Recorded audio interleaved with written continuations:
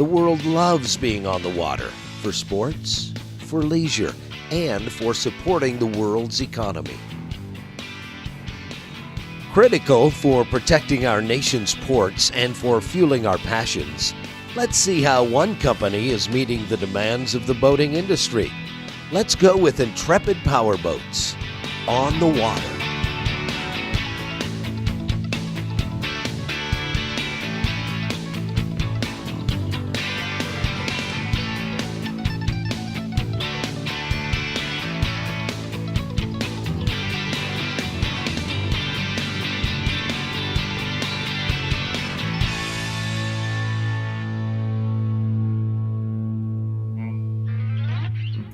Last week, at the third leg of the Wild West Kingfish Tournament, both Intrepid-sponsored fishing teams hit the scales with kingfish to be weighed.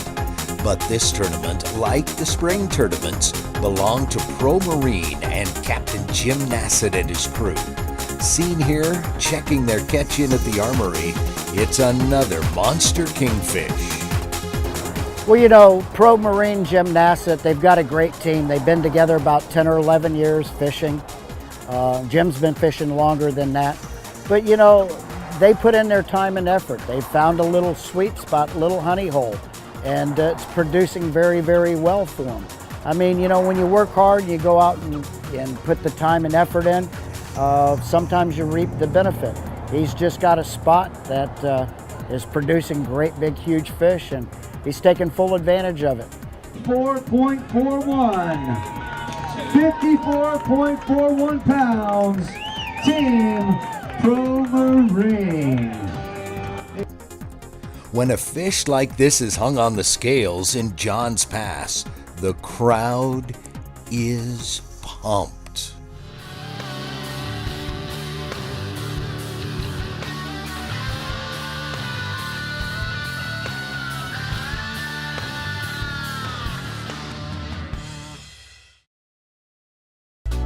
Intrepid is always on the forefront to use new and innovative products. This Panacea 475 console is in the wiring department, where quality is critical. This boat will be powered by Quad 400 Mercury engines and controlled by the new joystick controller.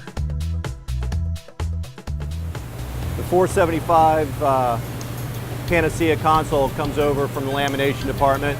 It's on a cradle and towed over with a forklift and brought over in here, wheeled inside here, and then the guys start wiring it, running the wire from inside and outside the console, installing the switches, gauges, steering, throttles, and having all set up so that when it goes back over to the production line, that it can be set up, dropped on top of the boat, and then the wires start run for the rest of the system. This is the first quad 350 Mercury joystick control setup, not only on a Panacea, but the first quad setup in North America. It's going to be interesting to see how she reacts and how she runs doing the joystick control with the quad engines, but I think it'll work out pretty good and give you a lot of maneuverability, being able to take basically a 47-foot boat and parallel park it any way you want. So we're in the 47 Panacea console right now, and I'm here with Ian Bagnall, who is the supervisor of the console and electrical department. He's a guy that knows this intimately, and you know, when we sit here and we look at the inside of the Panacea console, Ian, I think access for our customers is such a big deal for service after. That and one of the other concerns that they always have is, you know, electrical and salt water never mix. And what do we do to ensure that we're not going to have failures out in the field? Oh, that's very true. What we've done is we've lifted everything up inside the console. Below the console is the main fuel tank. Access to the console is through the AC/DC panel, which is on the right hand side. And on the left hand side, you have a medicine cabinet, which is already screwed in once the boat is finished. And that's the only way you can access these. It's easily accessible, but it's protected from everything outside, salt water, anything that's out there. Sure, we use special epoxy terminals and whatnot. What other connections do we use to ensure that they stay sealed? Okay, once we've got the epoxy terminals on there, we go across everything with a protective film called Bull Shield, and it gives us like a waxy finish across all the terminals to make sure that they're watertight and free from any corrosion.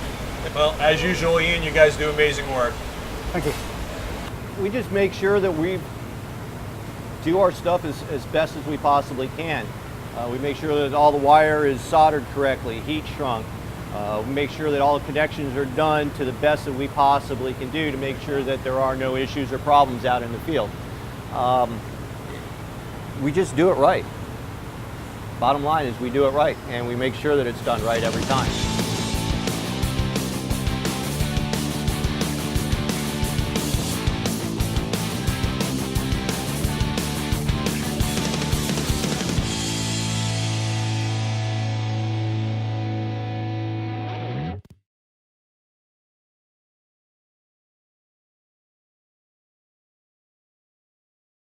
This show is being brought to you by Ashland, proud manufacturer of AME premium resins and MaxGuard premium gel coats for the world's best boat builders.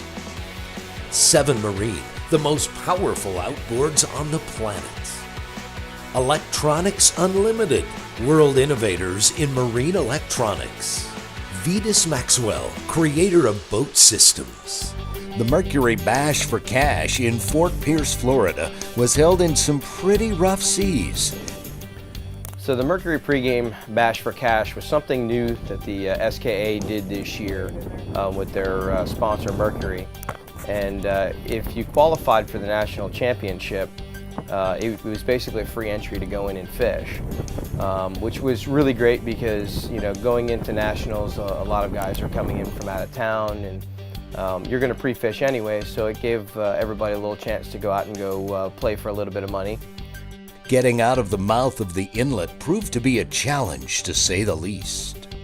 And once they said, let's go fishing, it's a boat race to get to the spot. Now, it's a little interesting going out the inlet that we went out of, because there was still a large offshore roll coming in with an outgoing tide. So we had 12-foot seas out there when we fished on Wednesday, and with the outgoing tide, it lumped the inlet up to about 16 feet. So getting out was a little bit of a challenge.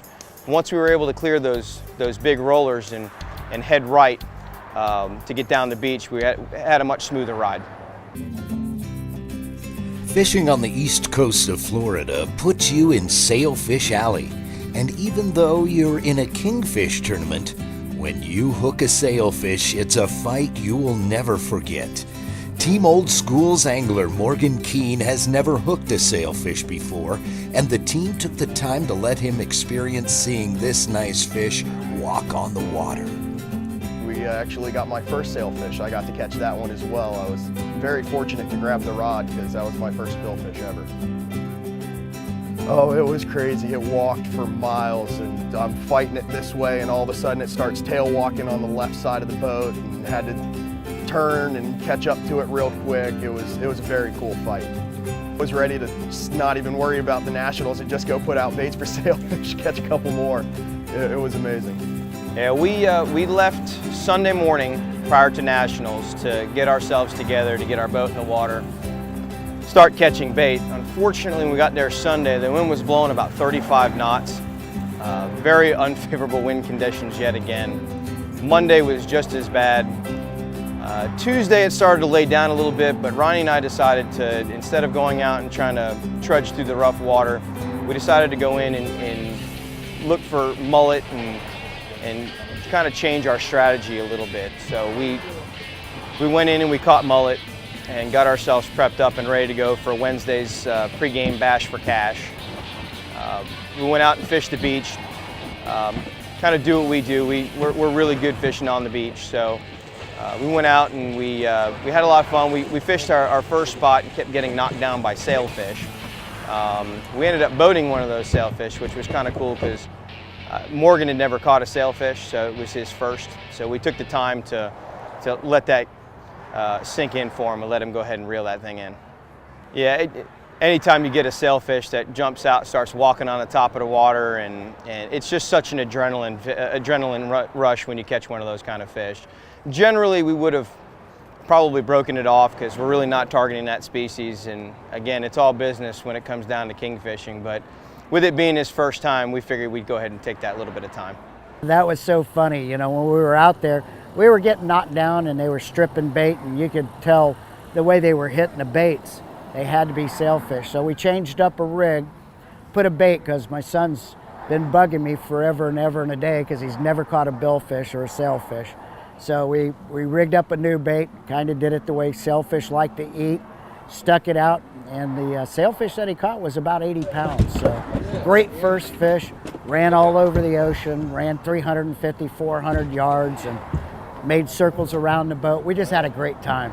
The best part was watching him. He was just so excited, you know, that he got the fish to the boat, so it was cool. The team got it in the boat, took a few pictures, and took time to revive it in order to release it properly.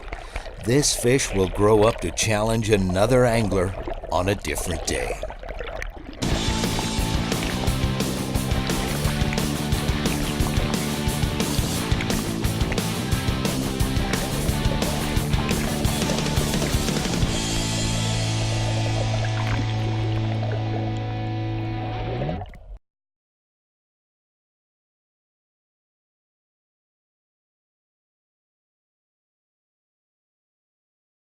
Welcome back to Intrepid Powerboats on the water.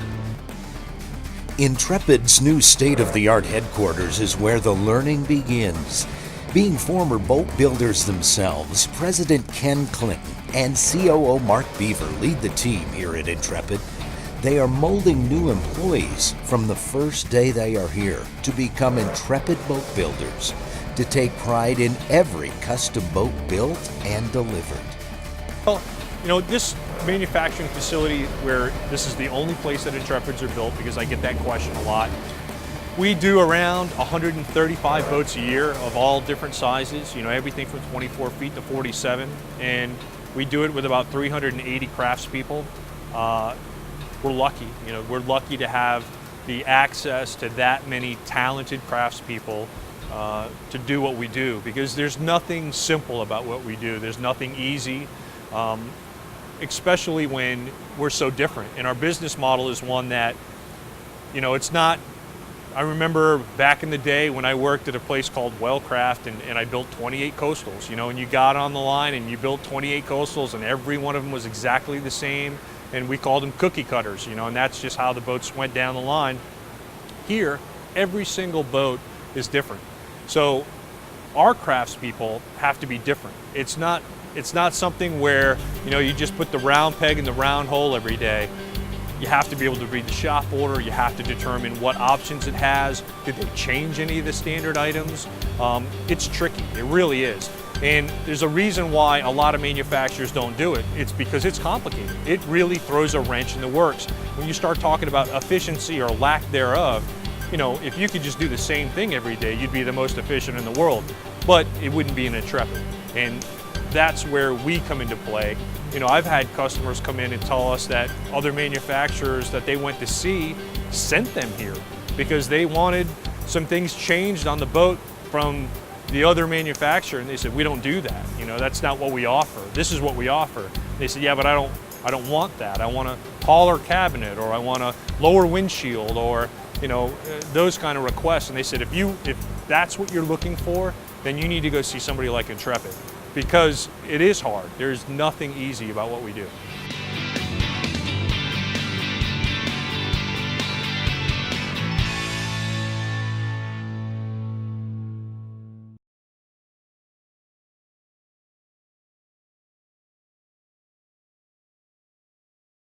This show has been brought to you by Langer Krell, Florida's longest running marine electronics dealer for over 45 years. Pompanet, defining excellence since 1948. Mercury, go boldly. Bennett Marine, the world leader in trim tab innovation, quality, and service. It's time for this week's Sea Trial with Intrepid sales rep Stephen Mooney. So this boat is has an 11-foot beam, has 400 gallons of fuel. You'll get about 40 miles per hour cruise, about 4,000 RPM. You'll get about around 34 gallons per hour. That's about 1.2 miles per gallon. This is a typical layout for the type of 375s that we build. The hardtop is the one usually everybody gets. The forward seating is pretty typical. On the orders, you get the rear-facing companion seat. This is called the Ocean Elite helm seat, which most people get. You can get a removable rear bench seat, or you can get a fold-down rear bench seat like this one. You have the option to paint the engines, paint the hull, pick the fabrics, pick the stitching, the style, the configuration.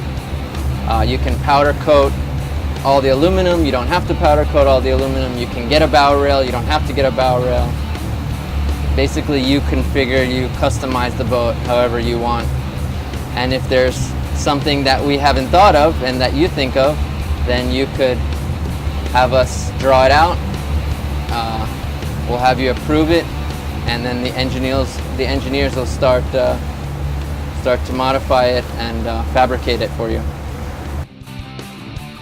It's amazing how a good angler can tell the moment the rod starts screaming what type of fish they have on the hook, whether it's a shake of the head or the way it runs when it strikes.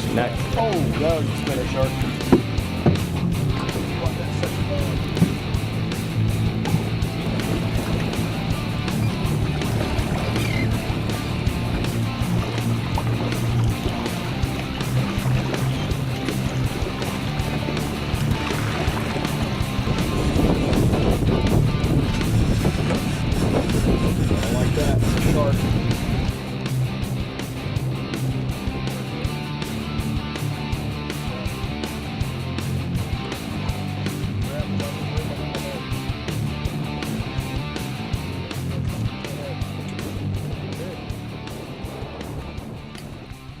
Team Old School worked their strength and fished close to the shore, landing a really nice kingfish, putting them among the top anglers in the Mercury Bash for Cash.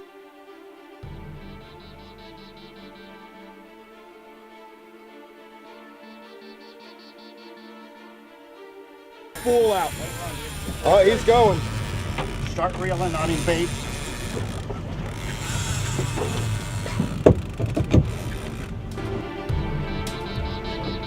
Look out there, look at him jump.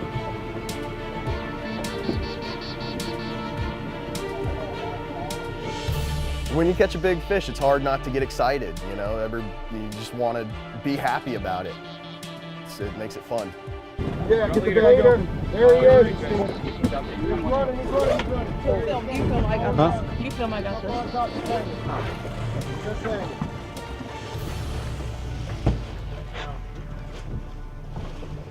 Just stay right here. Let me pinwheel him. He's big, and I think he's hooked in the side of the face.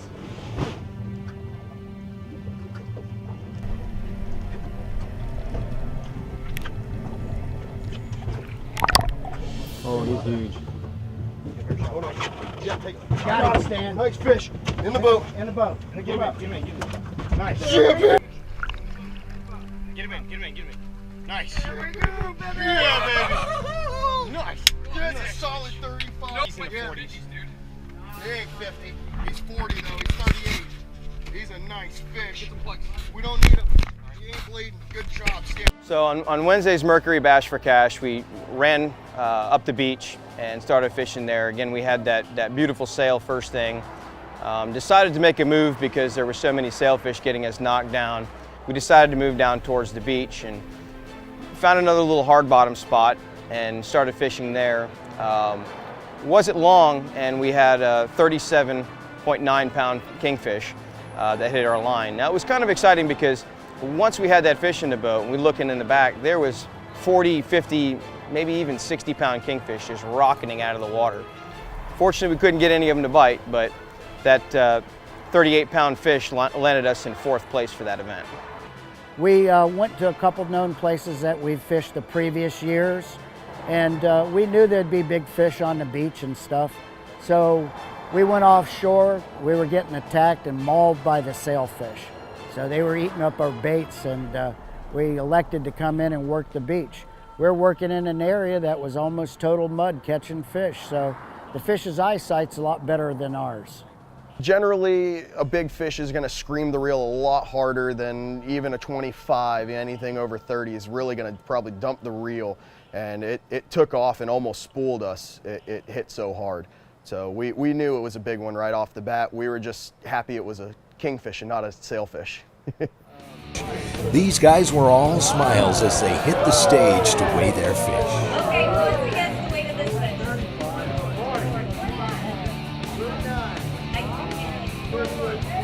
Yay! 37.90. Nice job, guys. Don't forget to sign your waist slip, please. Next week on Intrepid Powerboats, we're back in Fort Pierce, Florida for the SKA Nationals. Team Old School is feeling really good after their success early in the week. The weather forecast is looking better, and it should be a great tournament.